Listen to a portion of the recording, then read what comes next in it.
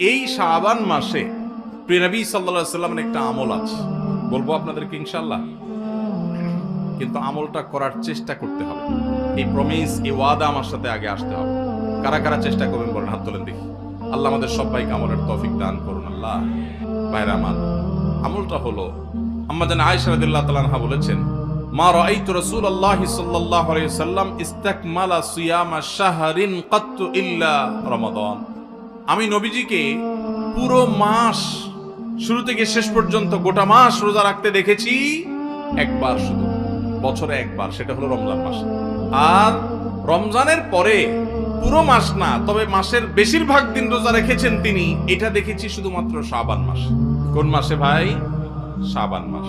আম্মা জান আয়েশা রাদিয়াল্লাহু তাআলা আরেকটি হাদিসে আছে, সেখানে তিনি বলেছেন, কানান নবী সাল্লাল্লাহু আলাইহি সাল্লাম ইয়াসুমু শাবানা ইল্লা কালিলা। নবীজি শাবানের পুরো মাস প্রায় রোজা রাখতেন, কয়েকটা দিন বাদে, শেষের কয়েকটা দিন বাদে প্রায় পুরো মাস রোজা রাখার চেষ্টা করতেন।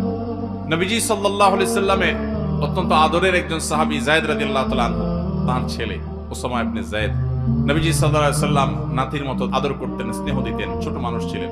উসামা ইবনে যায়েদ রাদিয়াল্লাহু তাআলা আনহু তিনি বলেন, আমি নবীজি সাল্লাল্লাহু আলাইহি সাল্লামকে জিজ্ঞাসা করলেন, হে আল্লাহর রাসূল, আপনাকে দেখি আপনি শাবানে যত রোজা রাখেন অন্য কোন মাসে এত রোজা রাখেন না, কারণটা কি?